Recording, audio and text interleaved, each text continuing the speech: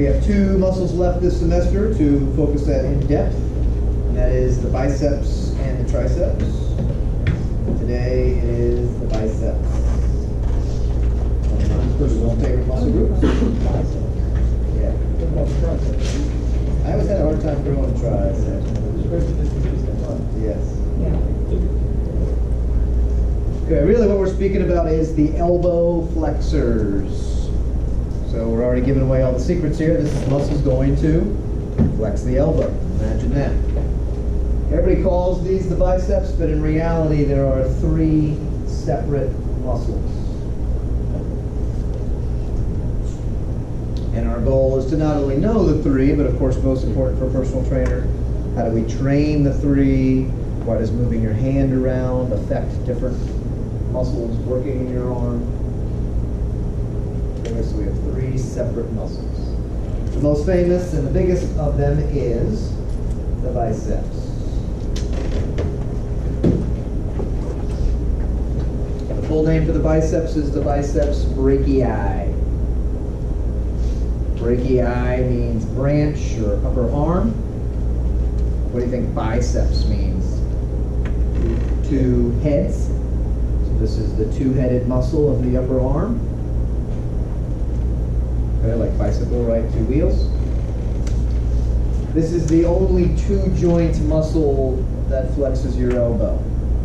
So it's going to cross the elbow, of course. So what other joint then do you think it's going to cross? Shoulder. Shoulder, exactly. Okay, so the other two muscles will not be two-joint muscles.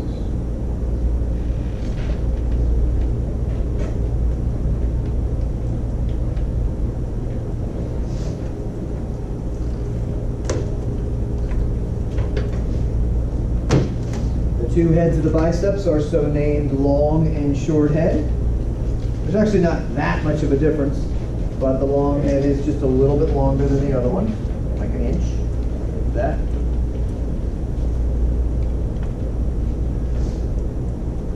You guys know this? Are the biceps on the front or back of the arm? Front. Okay, so of course we're talking about anterior section here. Triceps will be posterior. So if the biceps cross the shoulder joint, are they going to start on the humerus? No. And if they cross the elbow joint, are they going to finish on the humerus? No. So they actually don't attach to the humerus at all. Okay? They're going to start above the humerus. What bone is this above the humerus? That's just bone. You're thinking more specific spot of the bone. Scapula. So they're going to start up on the scapula.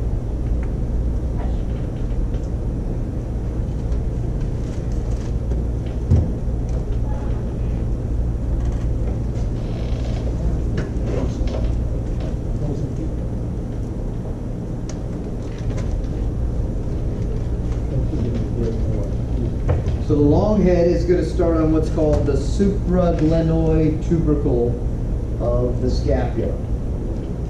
Kind of fancy. So your glenoid fossa, that's this depression here in the scapula. That's where the humerus goes. Okay, really the technical name for your shoulder is your glenohumeral joint. Okay, that's where the humerus meets the scapula. Supra, what do you think supra means? Superior, above. Tubercle, right, is a little bump on a bone smaller than a tuberosity. I want to think of a barnacle. Okay, so the tubercle. So supra, the bump above the glenoid fossa. Okay, so it starts right here. You guys recall we had a groove in the humerus where a lot of muscles went. Everybody remember the name of that? The bicipital groove. To be very clear, it doesn't stop there. But the tendon of long head runs through this groove, up over the top, and then inserts right in there. All right. The long head is your lateral head, meaning it's the head on the outside. So L for long, L for lateral.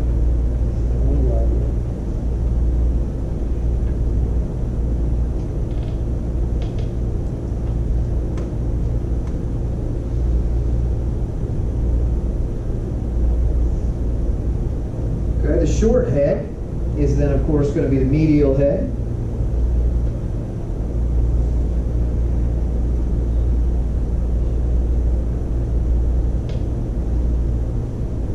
short head is going to start on the coracoid process. You guys remember what the coracoid process was? You recall that? Is that in the front or the back? Where is that? Coracoid process. Coracoid meant crow's beak. Okay. That's that little tip. That's that little tip right here.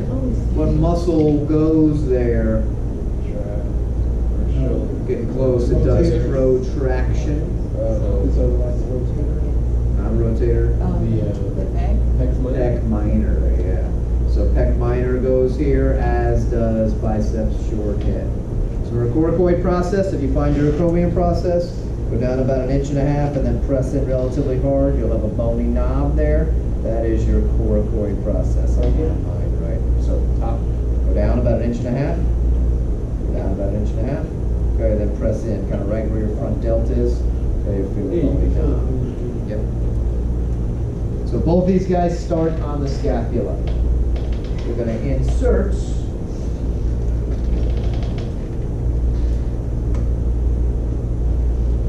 on the bicipital tuberosity of the radius. Bicipital, right, where the biceps goes, tuberosity, pretty big bump. We've colored it in blue right here. Radius, is that thumb side or pinky side? Thumb side. Okay, thumb side. Right, so thumb side. Does the radius move, or is the radius just fixed in position? Okay, it moves, it swivels. All right, that's why you can have a heavy influence on what's going on with the biceps with our hand position. Okay, some of the biceps will split and hit the ulna, but definitely the focus is the radius. Okay, so it starts up here, it goes all the way across, the two heads join and become one. Okay, one insertion, main insertion on the radius. This muscle is going to have 3 actions. It crosses the shoulder and it's on the front of the shoulder. So when this muscle shortens, what's it going to do with the shoulder? Flex the shoulder. Okay, drive the shoulder up. Is it the number 1 shoulder flexor? What's your number 1 shoulder flexor?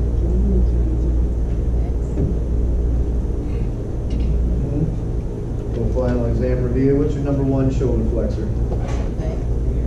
Front delt. Front delt, exactly. So this guy does do shoulder flexion. However, it is weak. It's not a strong shoulder flexor. Every once in a while, people interpret this to mean, oh, when I do curls, I'm actually supposed to like curl above my head. No, that's not correct. All right, but it does mean it's pretty natural when you do curls for your upper arm to move forward a little bit, and we don't necessarily have to discourage that. You don't have to just stay locked with no motion whatsoever. So it does shoulder flexion, it's pretty weak. What's the number 1 action of biceps in every one of these muscles today? Elbow flexion. Good. So this guy will do elbow flexion, right? That just means bend the elbow. But it goes to the radius, and you guys told me the radius turns. What will the bicep be able to do to my radius? External rotation. Okay, external rotation, which is called supination when we refer to the forearm. All right, so the biceps does supination, which means turns your palm up. You can feel this. Have your palm up. Bend your elbow at 90 degrees. Make a nice bicep and feel it with your hand. Feel free to admire all your hard work this semester. Now turn your hand, face the other direction, but keep the tension. What do you feel? Where'd it go? Come back. Now turn it back. Oh, there you are, buddy. Don't ever leave. Okay. So when you are pronated, you cannot get a good contraction of your biceps. They're in a weak position, inhibited. So as we're palms up, okay, it will do this. Excuse me, but over here he's doing pretty well. So he's doing pretty well, right? So we're here. Yeah, now turn your palm up. Okay, see how much harder that is and how much more it pops up? Okay.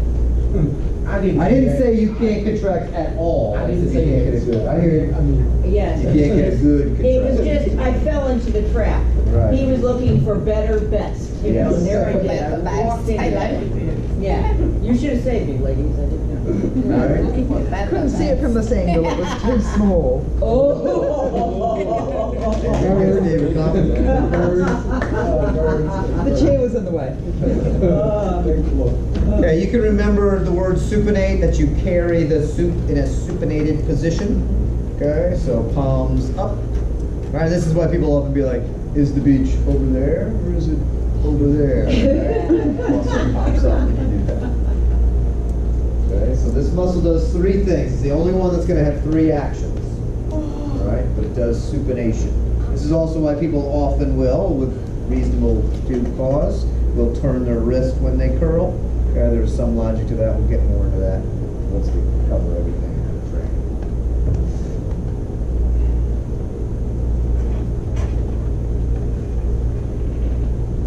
Our second muscle is called brachialis. These muscles have a lot of similarity in their names, so let's practice this one. So brachialis, say that.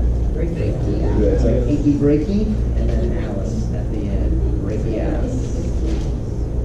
We said brachii simply just meant upper arm, right? Technically branch of that, so upper arm. This is just your main muscle in your upper arm. This is a single joint muscle. I like to think of brachialis as kind of a simpleton, meaning it's going to have one origin, one insertion, one action. Okay, it's just kind of always working. Some people consider it the workhorse. It's just kind of in there no matter what, always doing something. So its origin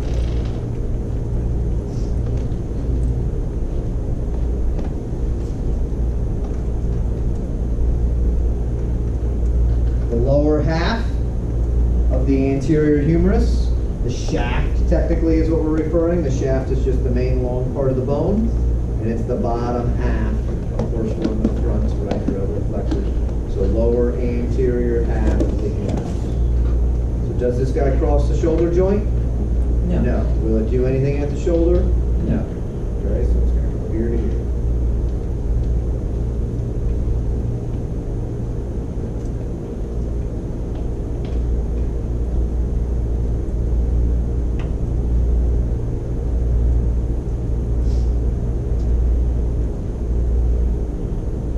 This guy does not go to the radius. It's the only elbow flexor that does not go to the radius. It goes to the ulna. So it's pretty much just a straight shot down. Kind of the only hard thing about this muscle is the specific spot. It goes to something called the coronoid process. Coronoid process of your ulna, right here in red. Does the ulna swivel around and move when you change your wrist position? No, it doesn't. So I know, right? You can put your fingers on your elbow and you can spin your hand as much as you want and your elbow doesn't do anything. Okay, that means that this muscle's angle of orientation is pretty much the same. Right? That's why they call it the workhorse, because kind of no matter what you do, it's going to be involved. What action is this guy going to do? Elbow flexion.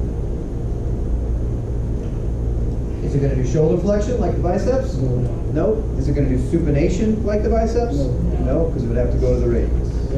So all this guy does is elbow flexion. That's why I said it's like a simpleton. So where is it? So you can see your brachialis, and again we'll look at pics. Okay, it is underneath the bicep. Okay, that's why people like to build this muscle, because if you push up this muscle, it makes your bicep look bigger. Okay, it is underneath the lower half, but when you're kind of here, you can see here's brachialis, bicep, and then tricep on the other side. We'll see if we can get a little. We'll get a little student gun show in here, but yes, it's exactly. Yeah, right where your pinching is there. Oh, so it's on this side though? It's on both sides. It's easiest to see on the outside, but yes, it is on both sides. right here. And there's a On little, some people. We got some nice ripped fellows in this, and ladies in this But class. you might just have to sit there and take his shirt off. Yeah, I think- Do this, would you? No, I'm fat. You can Harry? show your sleeve. I'm fat. He's doing it. I'm fat. I Where is it though? Like just flat? Yay. So underneath. Yeah, well, I'll show you. We'll get him up. Good. Please. All right, let's hit our last guy. Okay. Shirt on. Calm down, Becker. You might Okay. come closer, Yolanda. One more. Brachioradialis. Brachioradialis. Longest muscle of the three. Longest name? Yep, longest name of the three and longest muscle. Okay, so brachioradialis. Take a wild guess. Where's it going to insert? On the radius. That's why it's in there, right? Brachio means starts upper arm. Radialis means inserts on the radius. Good. Technically, it's a little more complicated, but just in general. Okay, this guy actually is more of your forearm. All right, so the meat of this muscle is not in your upper arm, it is in your forearm. Okay, so your brachioradialis is right here. But in terms of where it starts,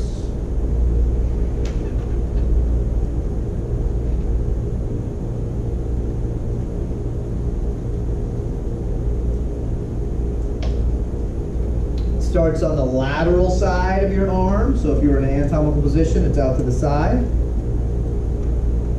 Technically, it's the lateral supracondylar ridge.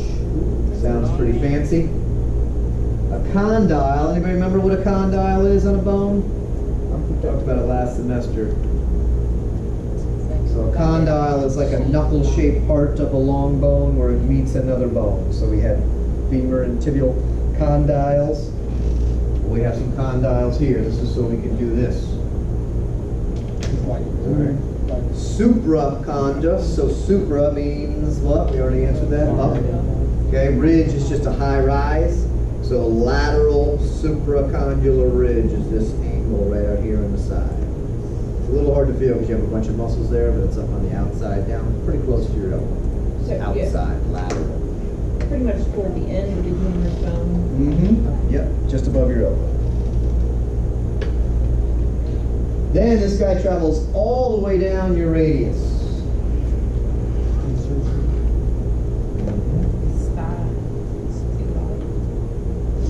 To something called the styloid process of the radius. Styloid. You ever heard of a stylus pen? Yeah. You guys know what that is, right? It kind of mimics like the old fancy ones. It's like kind of sharp and pointy. I hate them, by the way. Just thought I'd share that. Okay? But anyway, stylus, right, is styloid means sharp and pointy. Okay? Down at the end of the radius, all the way down, rotate his wrist out of the way here. Okay? There's this point, this is the styloid process. You can kind of feel this. If you put your hand out like you were going to shake someone's hand, and then kind of tilt your hand down and press in down at the wrist, and then kind of come up to create a spot, you'll kind of feel like a sharp and pointy little chunk of bone right in there. Okay, that is your styloid process. So it's all the way down, exactly, all the way down. Okay. So it starts here all the way down. But what it does is it's muscle halfway through, then it turns to tendon, and it has a long tendon halfway, and then pops down. Is it muscle or is it turns into tendon? Muscle always turns into, every muscle turns into tendon, but this one has a very long tendon, so it slides down. What's the name of that tendon? The name? Is that the one that you're going to get your, like, not tennis elbow necessarily, but that gets... You can have some pains with that, but no, I mean, that's just the tendon of that specific muscle. Is that one that people do injure though, or strength or? Not excessively. Where's your tennis elbow one? Tennis elbow's out. That's here. fine. That's the origin of your forearm extensors. Tennis elbow. Okay. Okay, so is this guy gonna do anything at my shoulder? No. Nope. Okay. Also, make a note, styloid process, is that crossing the wrist joint? No. No, it would have to insert on the carpals to do that, so no. So it will not do anything at your wrist. So it only crosses one joint. What joint is it cross? Elbow. What do you think it's going to do? Flex. Flex the elbow. And if it crosses the carpal, it would have to move the... Right, then it would move the wrist, which it does not. Okay, it is worth noting this guy is the smallest and weakest of the three muscles that we have described. Remember, long doesn't mean strong. Why did you Thick put that means on strong. action? Because I felt like it. Feel free to put it wherever you like.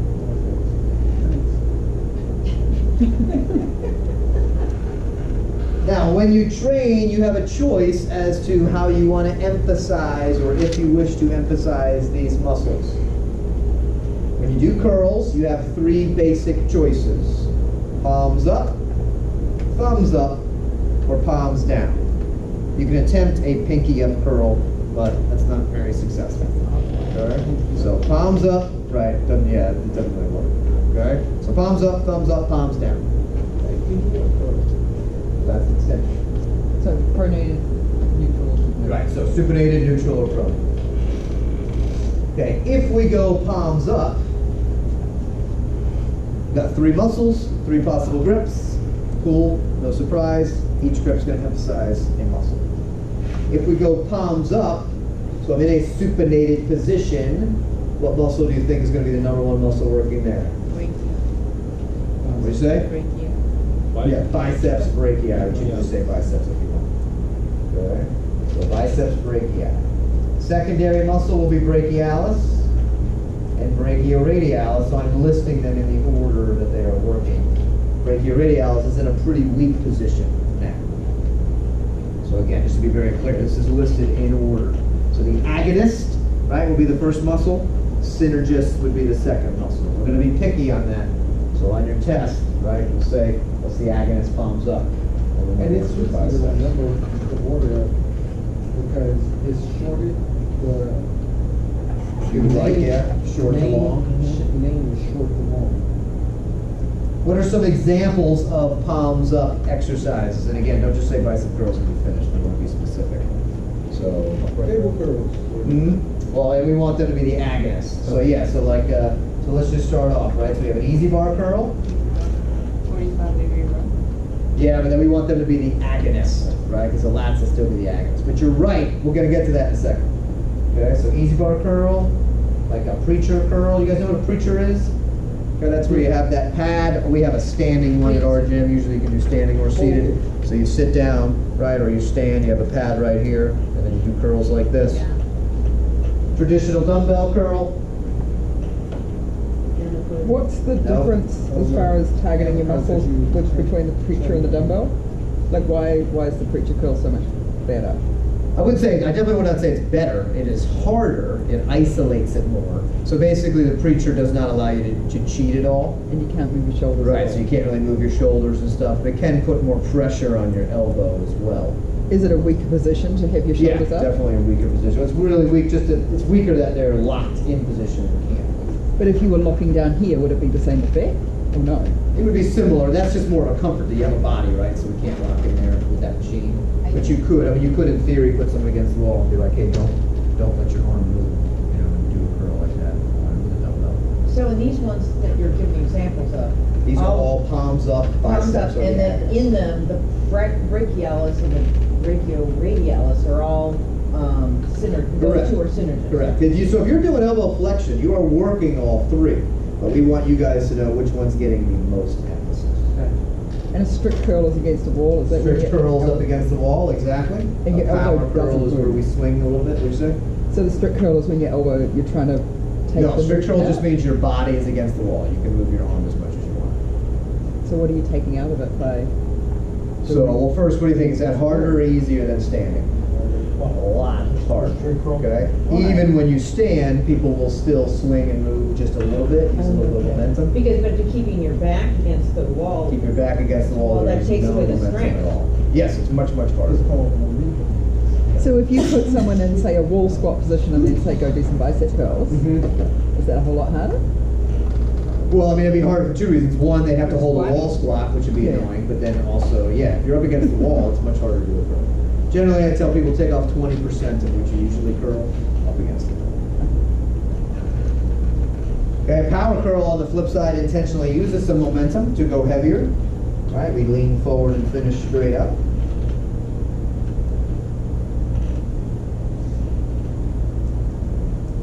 Cable curl is another good one. So those are your classics. Generally, if you just say biceps, we assume you mean a palms up position. You do, however, have an option to do a thumbs up position. What is that called in the gym, particularly when we do curls? Hammer. Okay. So typically, this now is going to work brachialis the most.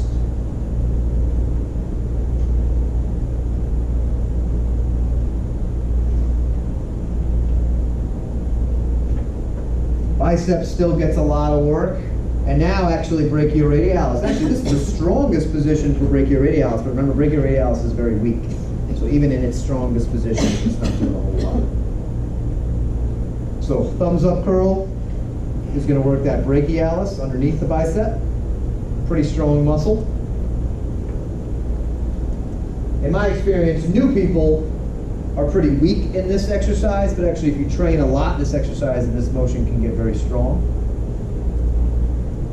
So biceps and brachioradialis still work, and I kind of almost consider them tied in terms of level of involvement, but definitely brachialis the agonist. So as you guys told me, this would be a hammer curls, typically done with a dumbbell.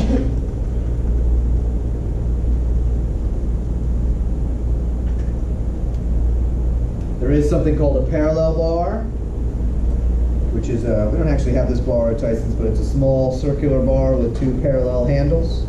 You can do curls with that. We can emulate that. We have the football bar, which is that big bar with all the different handles in the middle. Okay, you can do curls on that if you want. That's thumbs up. Of course, you can't do that with a regular barbell. You can grab a rope, do rope cable curl, right? So the same rope that you would do on triceps. Attach that at the bottom. Okay, thumbs up.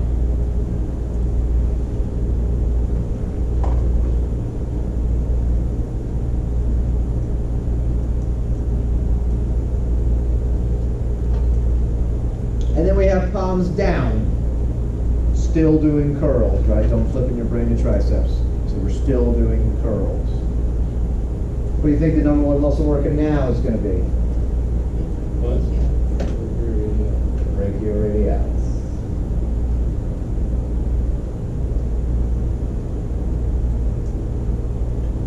So palms down is going to put the most emphasis on the bicep, on the brachioradialis. Remember how we felt our muscle, our biceps were weak in this position, so they couldn't really contract and help. Brachialis still contributes. In the gym, what do we call this when we do this kind of curl? Reverse curl. Almost always done with an easy bar. Can do dumbbells, that'll work as well. Cables work pretty good with an easy bar cable curl. Will you go heavier on a reverse curl or heavier on a standard curl? Heavier on the standard. Okay, the standard curl is much stronger, and that should make sense. Your biceps are much stronger than your brachioradialis. So you'll be a lot weaker when you do a reverse curl. So lighter weight. So lighter weight, exactly. And the other muscles are just symptoms. Yeah, they're helping, but they're in a weak position. They're not in a good position. Because of the palms down. Exactly. Think about it this way: if you had me, Carrie, and my son helping us move a piano, Yes. right?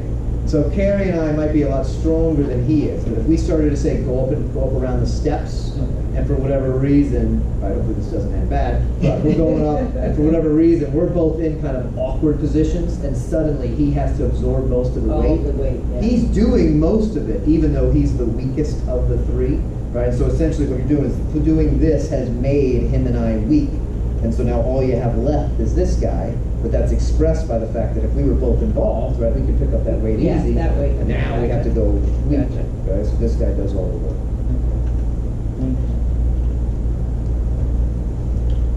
With biceps itself, you have two heads.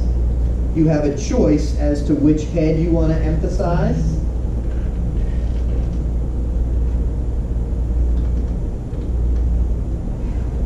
You can choose to emphasize the long head or the short head. Honestly, for the vast majority of clients, I don't think this matters too much. But sometimes people get hurt. It's not that uncommon for their long head to detach from the humerus. That's a very weak part of the body. Or a bodybuilder may wish to emphasize a certain head. The long head is responsible for the peak of the bicep. So if you really want that nice peak, you want to make sure your long head is getting adequate stimulus. So you can choose to do this. Some good exercises here. We generally want a narrow grip. So you know how on an easy bar you usually have two choices, right? You can take a wider grip or a more narrow. Certainly for regular people, I would just encourage whatever's comfortable and strong. But easy way to think about this is what you see is what you get. So with a real narrow grip, as I curl up, you guys would see more long head, lateral, outside. And you really want to make sure that you fully supinate.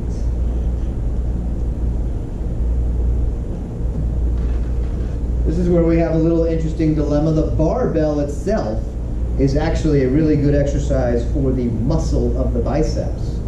What's not so good about the barbell? Okay, it's hard on your wrist. That's why an easy bar was invented.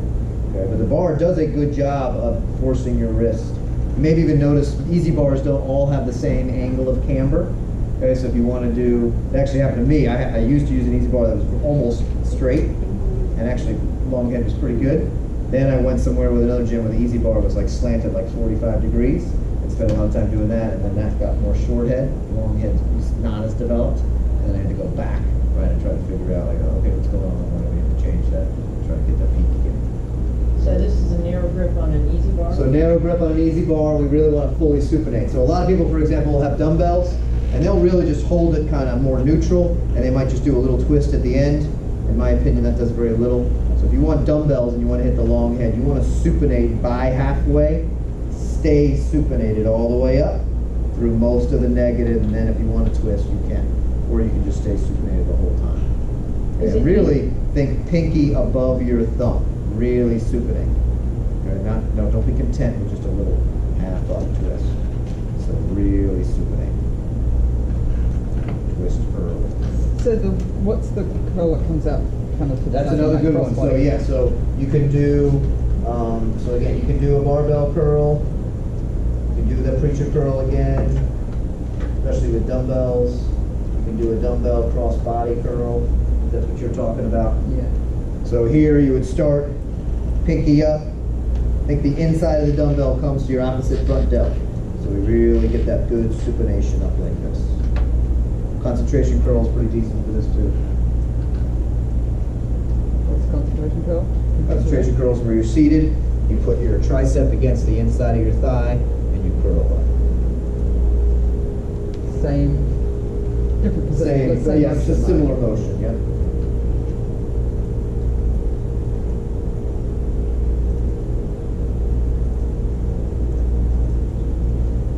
Okay, if we want to emphasize the short head,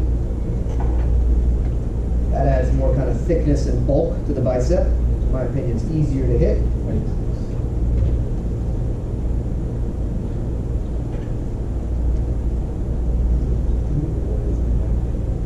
I'm not sure, I think it's that thing. So if you want to hit the short head, we would want to go a wider grip. Okay, again, what you see is what you get. So a nice wide grip, and then on this one you don't have to supinate as much. I had a client who had his long head of his biceps ripped off the bone, okay, not while he was training with me, and but he was an older guy. They're just like, okay, you know, we're just not going to bother to fix it. It's not that crucial. So he could flex his elbow, okay, and he could supinate about 45 degrees, but he could not supinate fully. So that's what that long head does. It really pulls you into super supination. So in either of these, does the range of motion, is that important? Like how long you, I mean, like how far down you go? The biggest thing is you don't want to only do partial extensions on biceps because you can shorten your tendons and kind of limit the results. So it's pretty common that a lot of people will just do curls Yeah, like some this. people do like that. Is Okay? that why they're And I mean, doing it's it? easier, Oh, it's and it easier, does okay. do a good job of keeping tension, but then that can make the bicep awfully short. So in general, we want, you don't have to necessarily, you know, hyperextend your elbow, but if you're standing, you wouldn't do this on a preacher curl, but if you were standing, you know, reasonably Yeah, full this is a regular extension, curl. and then This would be all the way up. Yeah. all the way up. So pretty much all the way down, basically all the way up. But your arms don't go like 90 degrees. Your arms are going like there. This one, because I did arm wrestling for a couple of years, Oh, I is a see. little bit Yeah, tighter. it's the arm So wrestling. if you're here, but it would just be like this. Gotcha. So Okay. reasonable full extension. Okay. Are your triceps doing anything when you come down on that extension? Like you don't want to push it. Do you want to contract that at all when you come down? I mean, you could, if you wanted to try to enhance your range of motion, like if you thought that you were tight in there, you could a little bit. But the weight's probably going to do that for you. Do you, the TRXs, I've done bicep things on the TRXs. Sure. Is that also one of those ones where you would say it would emphasize the... It's also, it's not exercise specific, right? It's body excuse me. position. Body weight resistance. Right, but it's body position specific. So in other words, if I had a TRX out here, right, and I was coming in like this, right, so you could have like if I had two TRXs or bands or whatever, and I was coming in, and that would be more that short head. If I Okay. put the TRX very close together Yeah, and then close. curled in like That's that would be a little more long head, okay. Yeah. Same thing with TRX. You could do a hammer curl if you wanted. You could do a reverse curl if you wanted. To all emphasize different exercises. What big muscle do the biceps typically work with? Lats. Well, guess what? With lats, you have the same choice. Do you want to go palms up, palms down, or thumbs up? We emphasize the same muscles. So it's the exact same rule that applies with lats.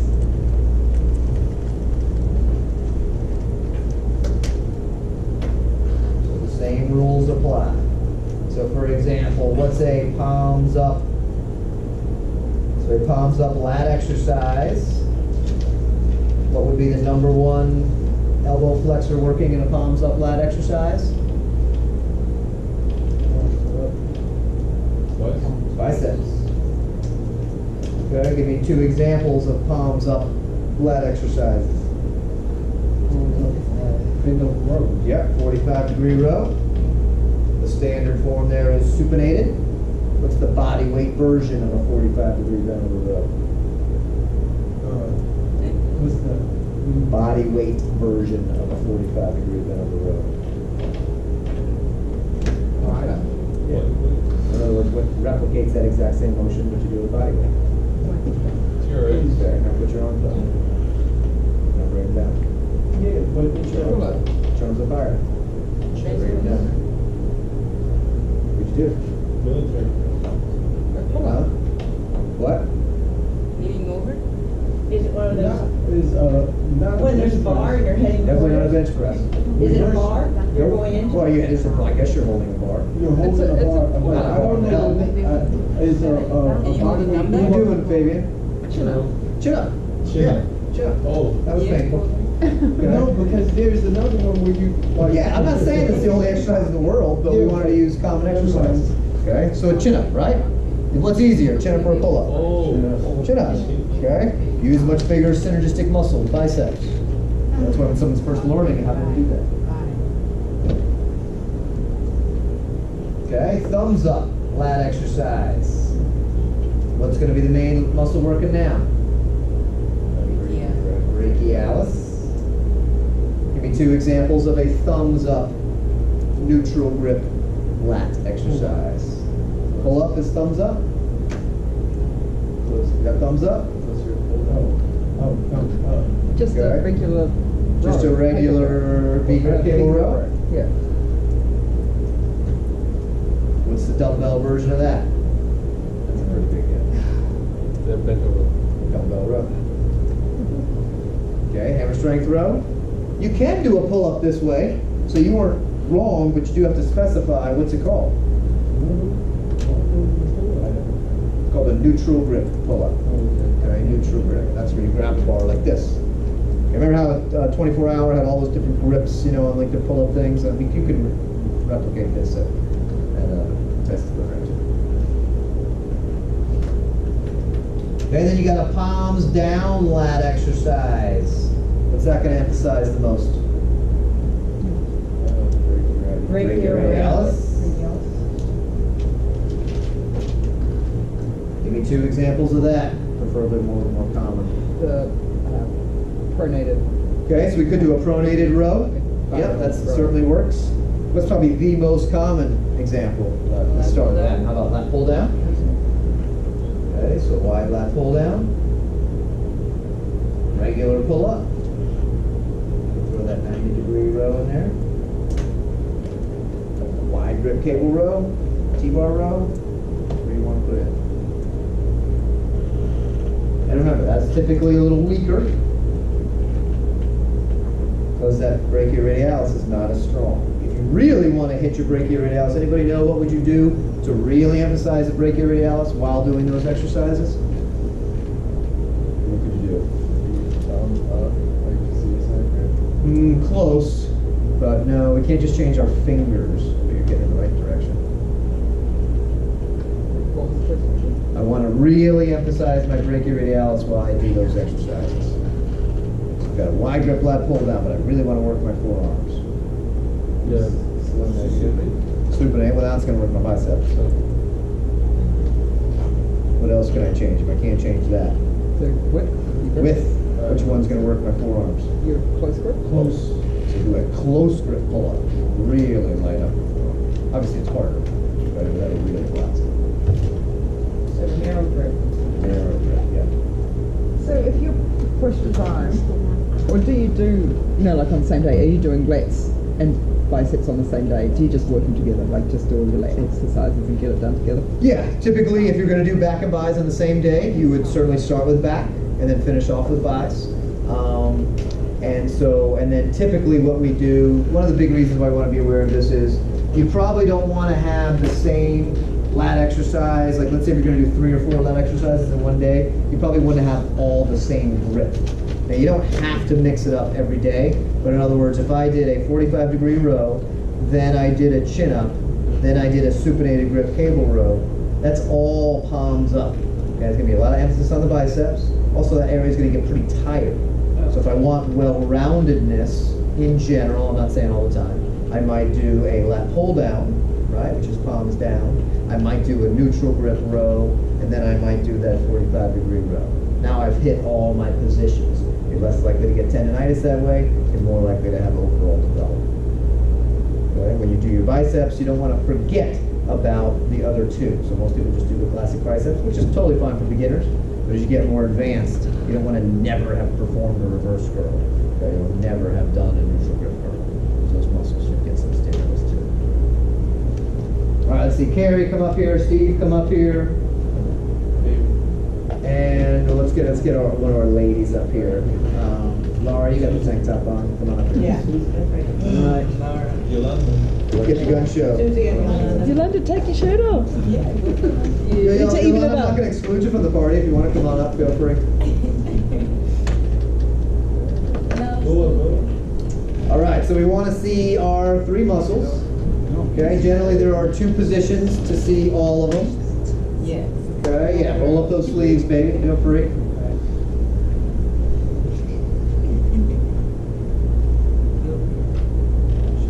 Okay, so the simplest way to show off your biceps is just to do, we call it the front biceps or double biceps when you do 2 arms. Everyone does. Okay, we'll just do that one at a time. So first we're going to start with you, Carrie. So there we go. So here's his delt, just to get your bearings. Here's his short head, and there's a line right down the center. This is long head. This is all bicep. Brachialis here, brachioradialis here. Okay, very nice. Remember, the goal is for good physique, your shoulder and your biceps are the same height, or maybe your biceps a little bit taller. Okay? So turn this way.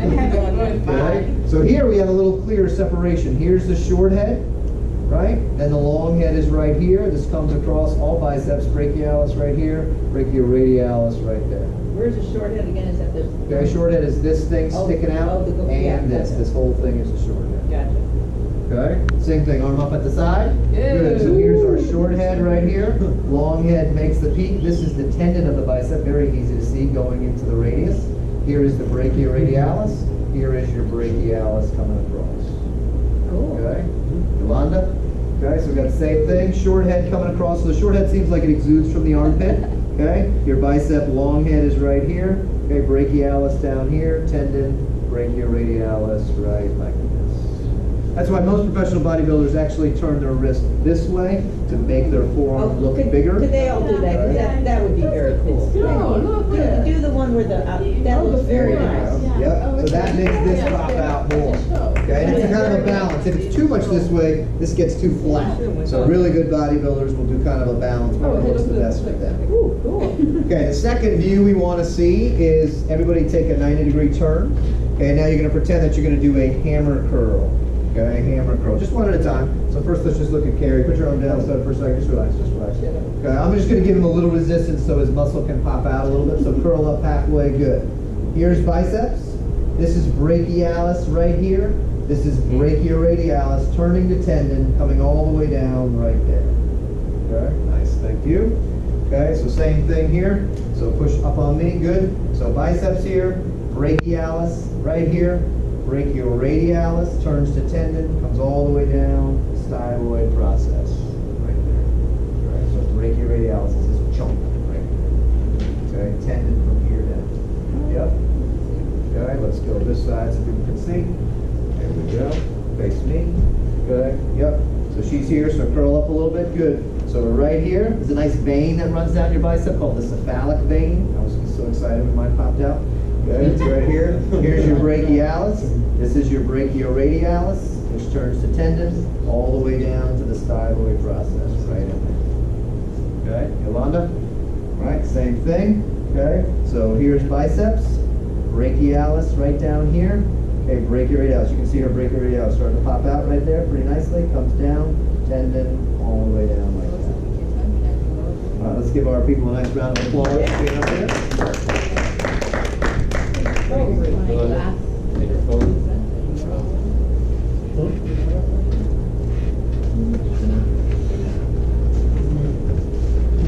Brachialis. Yeah, you got a brachialis. Brachialis kind of sounds like a, I don't know, like a bad Australian band, doesn't it? Okay, let's take a quick look at some other pics and then Oh we'll my wrap goodness. this up. Oh my goodness. All right, so for biceps, remember 2 heads. Okay, so they start here. Not a huge difference, but the long head's lateral. They come down. I think they join a little more clearly. Okay, go to the radius. 2 heads. Brachialis is then underneath that. Is that OJ? Okay, so we're here. So here's biceps. Okay, this is brachialis right here. This is brachioradialis right there. And who's the second one? Who's the other guy? You knew him. I don't know who this guy is. Okay. Jerry knows. We know him. Okay? So, when you're doing this side chest, so this is biceps right here. Okay, with that vein we just talked about. This is brachialis right here. Brachioradialis is the forearm coming down.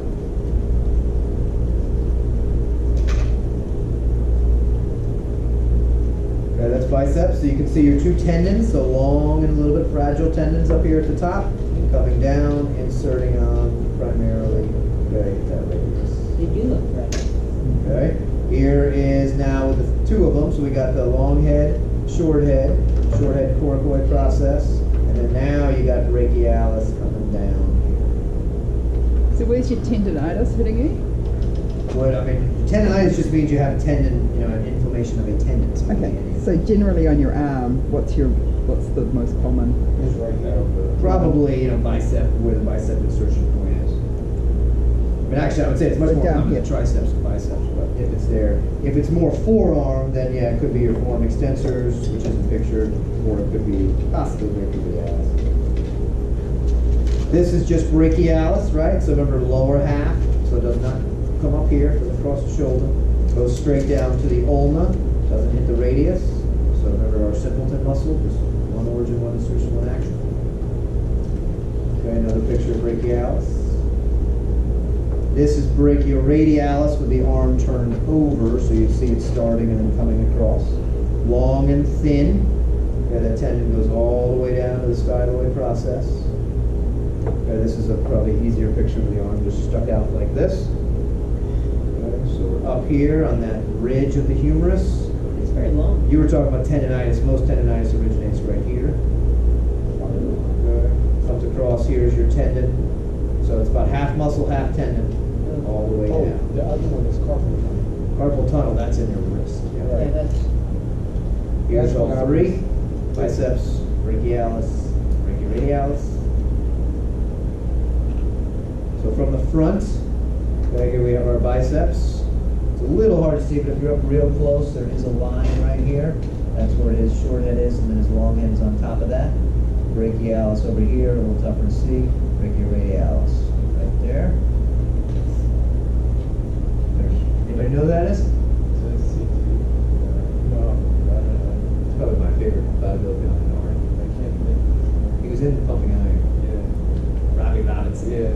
Oh, the other guy. We're Facebook friends, right? Okay. So he had some people say he had the best biceps of all time. Because if you look at the difference, I mean, he had big shoulders, and then look at And another the peak huge of his mountain. bicep is just insane. Yeah. And then if you get up close, there's a line right here. So this would be the short head, so which is still pretty badass. Then all this kind of like shaded in area there, that's all